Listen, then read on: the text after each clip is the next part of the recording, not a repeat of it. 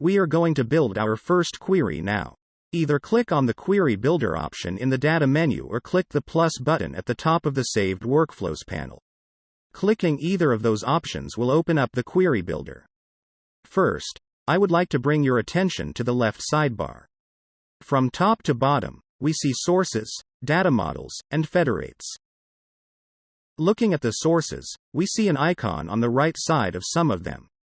I can hover over that icon, and it reads subscribed to and whatever domain names are making the specific source available. If the source only exists on the domain you are logged into, the icon won't appear for that source. For example, the iris source is only on my current domain, so no icon appears on this source. Next, down in the Data Models panel, we see the model's name, a View Statistics button, and an Expand button. The Expand button will show the features of the currently selected data model. Scrolling down to Flower, I can see all the features contained within the Flower data model. Clicking the Statistics button will bring up a panel containing the tabularized data model for flowers. Now we see that each row of data corresponds to a different feature in the data model. Except in the table, we can see the statistical data on those features. If more features were available, we could browse them using the scroll wheel or via click and drag. Looking at the statistical columns, we see the coefficient of variation, max, mean, and min values, standard deviation, and data type. Viewing information like this, early in the process, can be helpful to get an overall view of the distribution of the features and see if anything is higher or lower than expected. We can use that information to build a query and filter outliers or get a specific range of data using this information. Moving to the last item in the left panel is the Federate window. These are Federate filters. It applies a filter to any query I execute if I select one. A query will only return results from blue highlighted federates in the event one or more is active. There is one exception to this rule. Records from the federate you've logged into will always be returned. Since I am already logged into Domain 2, I don't have to select it unless I only want results from Domain 2. Even if I only activate the filter for Domain 1, I will still get results from Domain 2 since that is my current domain. Next, we are going to go over the Advanced Parameters panel. I can do an all these words style keyword search, and queries will return records containing any of the words entered here. Lucene query is beneath that, and you'll notice that it says, will override node editor, and what that means is anything that I put in here will supersede anything built inside the node editor below. Currently, there is no way to pair the functionality of both the Lucene query and the node editor, so we make Lucene queries take priority over the node editor. We can also search phrases, exclude certain words, set records per source or data model, limit the total records to return, or set a date range. The records per source setting will only override the max records value if the resultant count of the records per source is higher than the total records setting. For instance, if I have 12 sources, and I set 10 records per source with a max of 100 records, the configured max of 100 records will be overridden since the results would total 120. The date range uses a standard month-day-year format. You can randomize the results to ensure that you get them back in a random order, making it easier to view the data from all sources. Last, we have the All Sources and Models switch. This switch will make sure to include some results from every source and model available. Let's build our first simple query. I am going to start with the iris source. To do that, you have two options. Click the plus button on the left, which will add the node manually, or drag it in, like this. You may have noticed that as I added the node to the workspace, some text appeared down at the bottom reading, Source Iris. The format of this may look unique because it is Lucene syntax. What this is a dynamic Lucene query generator. You can even click the button at the right end to copy the entire query directly to your clipboard. The Copy to Clipboard button can be helpful if you're debugging or want to do some more advanced searches. Just click this button, paste the Lucene query into the corresponding field above, and edit it here until you get the desired result. This method can provide access to functions not available in the node editor and also works directly inside your Elasticsearch service. Now I will execute a search by clicking Search at the top. In the window that appears, you'll see that I've got an initial visualization that defaults to the table view. Executing that search has made the statistics panel open automatically. This panel displays query statistics rather than feature statistics like we saw earlier when clicking the Statistics button on the data model. The Query Statistics panel shows type-specific information for each unique feature within the query results. For numeric data types, like floats or integers, we see numerical statistics like max, mean, and standard deviation.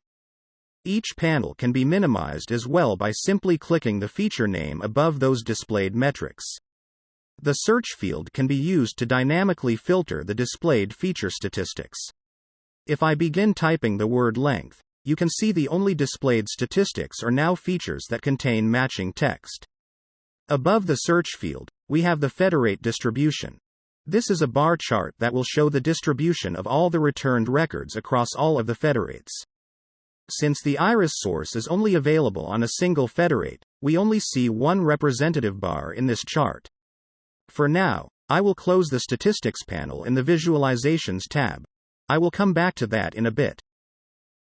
Now let's talk about how to make some more complex queries. What if I want to search for everything except iris? I have to click the Invert button. This puts an exclamation mark at the beginning of the node name and changes its color to red. Inverting the query will search for any record with a source that is not iris. This action also updates the Lucene query at the bottom with the same exclamation mark indicating the inversion to this query. Next, let's search for the flower model, and the first feature I want to use is petal length. I will drag this into the workspace. The Lucene query has prefaced with the word exists, which means only records that contain the feature petal length. Clicking the gear icon on the node will open the filtering options. What we want to do is search for any records with a flower petal value of 2 or greater, so we are going to select the filter type, is between. Entering values into either, or both of these fields, will filter the returned, flower petal, results. Since I want anything with a petal length greater than 2, I will configure a range of 2 to nothing. That will make this what is called an open-ended query. We're still doing a range query, but the blank value is interpreted as a star. I'll explain what that means. The Lucene query now says flower.petal length, from 2, to star.